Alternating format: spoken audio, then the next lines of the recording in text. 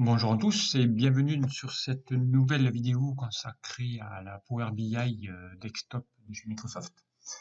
Alors donc aujourd'hui je vais vous montrer comment modéliser. Donc on va utiliser les outils de modélisation qui vous permettra de pouvoir ici faire des relations.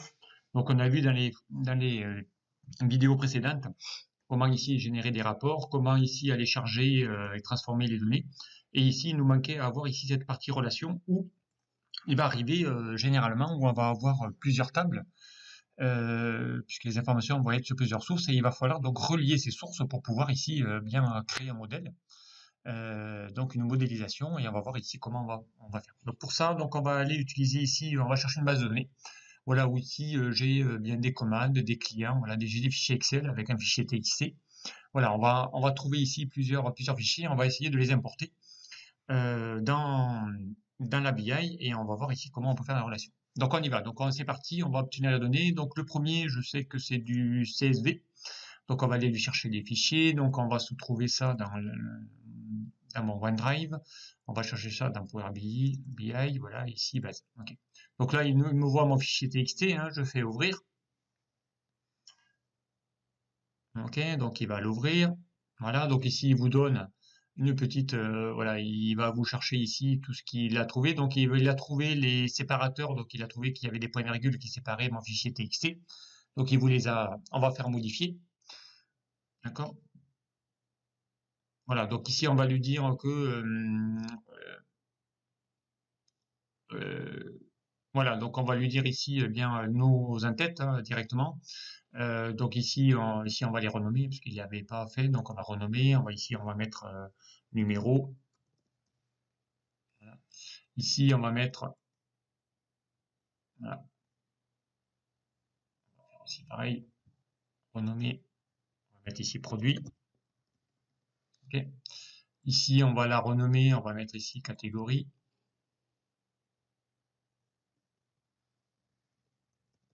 Ok. Et ici on n'en a pas besoin de cette colonne, donc ici on va la prendre, on va faire clic droit, on va faire supprimer la colonne. Voilà. Donc et ici on avait ici notre requête. Donc on va pouvoir faire appliquer, fermer. Voilà, donc il va charger ici la table de données des catégories. Voilà, donc ici on a maintenant notre tableau avec ici nos catégories correspondantes. D'accord? Donc on va chercher maintenant, on va obtenir, ben, on va lui dire d'aller chercher notre source. Hein. Donc là on va chercher un fichier Excel. On va chercher la table des clients, on va aller ouvrir. Ok, donc là pareil, on va lancer la requête. Donc là il va vous demander d'aller chercher quelle table. Ici on a ici la table des clients, on va faire modifier. On va lui demander que donc d'un transformer, hein. On va lui dire d'aller utiliser la première ligne comme étant mes in-têtes, d'accord? Donc là, il va le faire automatiquement. On a des codes clients. Ici, on sait que la dernière colonne, bon, il n'y a rien à y mettre, donc il n'y a pas besoin de la prendre. Donc on va faire un clic droit, on va faire supprimer la colonne. Voilà. Le reste, c'est bon pour moi. Donc on va lui dire ici dans accueil, appliquer, fermer, et il va charger ici la deuxième table. Donc ici, on a la table catégorie, on a la table client. Donc ici, on a bien ici toutes les données correspondantes. Ici, vous allez avoir dans les champs toutes les tables qui vont apparaître. Donc on va encore obtenir des données. D'accord? Toujours dans les fichiers Excel, toujours se connecter. Voilà, on va chercher la table des clients, les commandes. On va chercher ici la table des commandes. Voilà, donc là, automatiquement, on va détecter si les données sont bonnes. A priori, ça a l'air d'être bon. Voilà, on a des dates. L'entête est déjà faite, donc ici on peut lui demander d'aller charger directement. Voilà. Donc on a ici la commande automatiquement. Voilà, ici on a les commandes qui sont faites. Ok, donc on y va, on va aller charger le reste. Donc on va faire obtenir des données. Ok, toujours en fichier Excel, toujours se connecter. On va chercher le reste. Donc on va chercher le détail des commandes, pourquoi pas. Ouvrir. On va chercher la table en question, la feuille. Donc lui aussi, il a chargé tout ce qu'il devait charger. Là, il vous fait encore une fois un échantillon, hein, on fait charger. Donc, on va récupérer la table des détails des commandes. Voilà, c'est fait. On y va pour aller chercher le reste. Excel. Donc on va chercher la table des employés, on fait ouvrir. On va la sélectionner. Pareil, là il a fait, on va charger. Voilà, donc on a ici la table des employés, hein, elle est là.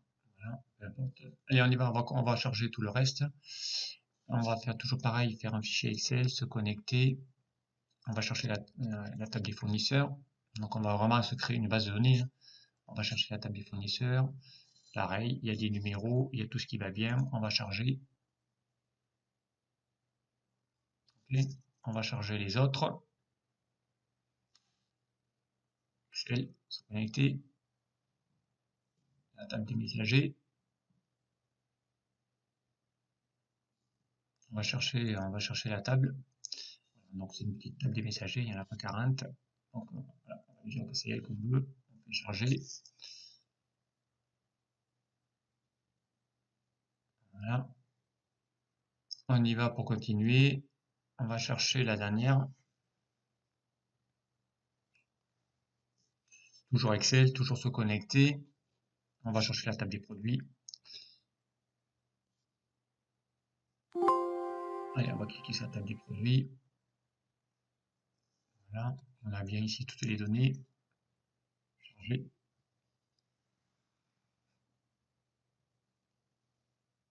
Voilà, donc ici nous avons maintenant toutes les tables correspondantes.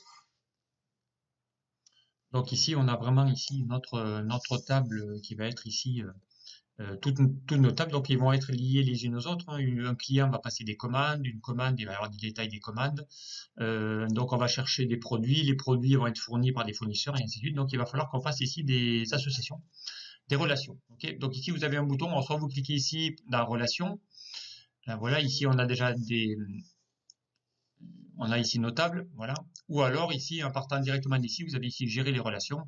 Et là, on va pouvoir ici lui demander d'aller créer des relations directement. Donc il y a deux façons de le faire. Donc soit on passe ici par des relations. Donc ici, on a les clients. Donc on a ici nos tables, hein, qui vont apparaître. Donc ça marche vraiment du principe d'une base de données Access. Peu importe, voilà. Donc ici, alors comment faire après notre schéma ici relationnel, hein. Ici, donc on va aller vérifier qu'il n'y a pas d'autres commandes. Voilà, ici, on a la table encore des fournisseurs, donc on va essayer de les rapatrier directement pour avoir ça dans le même plan. Voilà, ici, on a ici toutes les commandes. Voilà, ici, on va se glisser un petit peu les tables. Voilà, on a la table des produits.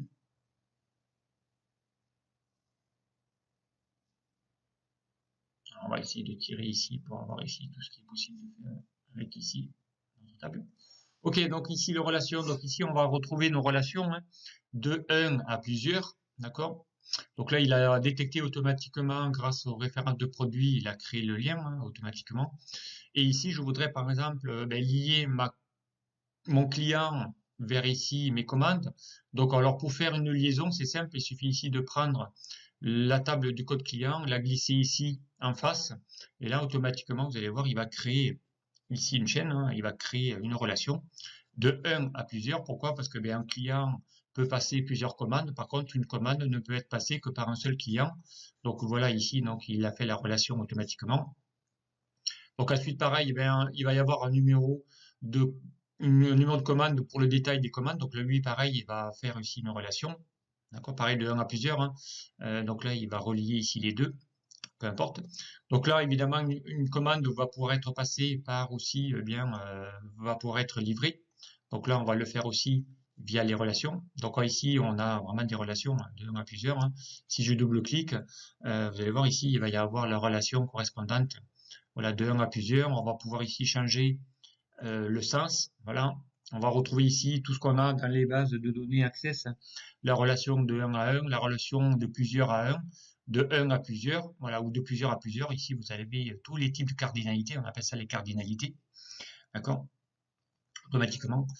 Donc là, on va aller voir tout ça pour aller se créer directement. On va relier les produits avec ici les numéros de fournisseurs. Voilà. Donc là, on a ici nos données directement. Et ici, donc, il ne restera plus qu'à gérer ici notre table des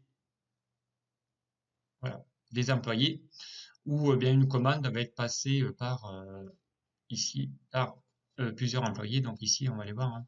Donc le numéro de l'employé, ici, on les a, hein. L'employé par rapport ici à son nom, hop, on va aller faire ici les relations directement. Là, on va pouvoir ici relier tout ça directement. Voilà, ici, on a vraiment nos relations qui sont faites directement. Donc là, on va pouvoir ici aller voir tous ces produits-là. Donc, on a vraiment ici tout le détail de mes commandes qui vont être reliés par catégorie, par nom de produit, par référence de produit. Donc, on va avoir ici tous les détails correspondants. Donc, directement ici dans cette info-là. Évidemment, il faut s'en faire relier ici, détail des commandes par les références de produits. Alors, on va le mettre plutôt par là. Lui, on va le mettre plutôt par là. C'est plus logique. Donc, un client qui va passer des commandes, d'accord, qui va pouvoir ensuite être prise par ici les employés. Un produit qui va être livré par plusieurs fournisseurs. Voilà, ici, donc on va mettre une table comme ça plutôt. On va essayer de faire en sorte à ce que les relations se fassent et ne se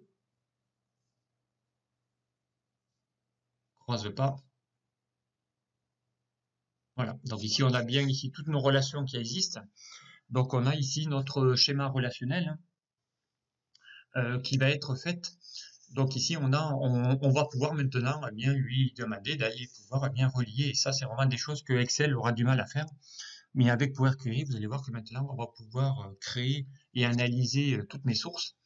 Ici donc on a ici nos tables qui sont là toutes. Donc maintenant il y a des liaisons qui existent.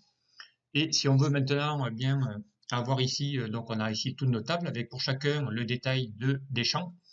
Voilà, donc ici je veux savoir bien, je sais pas moi, par catégorie. Donc ici on a les catégories. Donc si on prend les produits par exemple, on va les glisser. Donc ici on a les produits et on veut avoir eh bien le détail des commandes. Donc ici on va aller voir ici, hop, on va plutôt aller voir le détail des commandes. Voilà, on va lui dire d'aller chercher, je sais pas moi, bien pourquoi pas les quantités que l'on a commandées. Là aussi, on va les voir ici, on va les avoir maintenant par produit hein, automatiquement. Voilà, et par numéro de commande, on va les avoir aussi.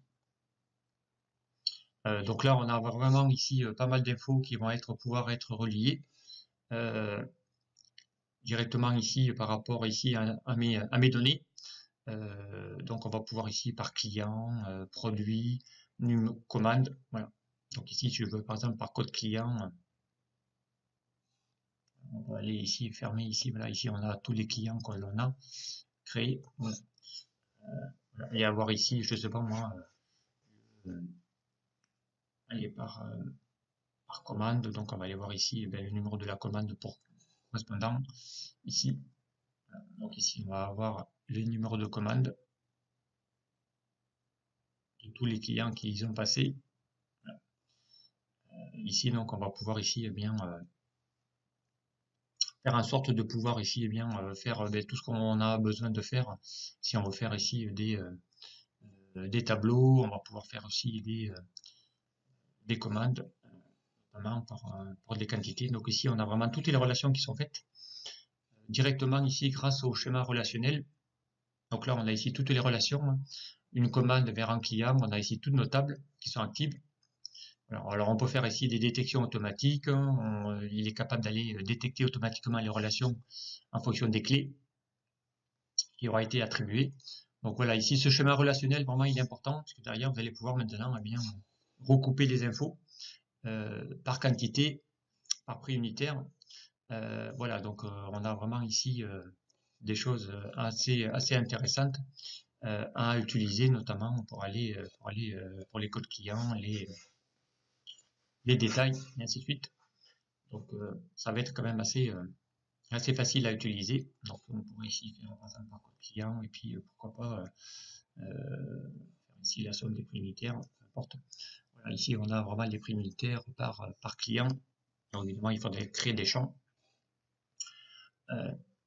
Voilà donc les quantités si on veut.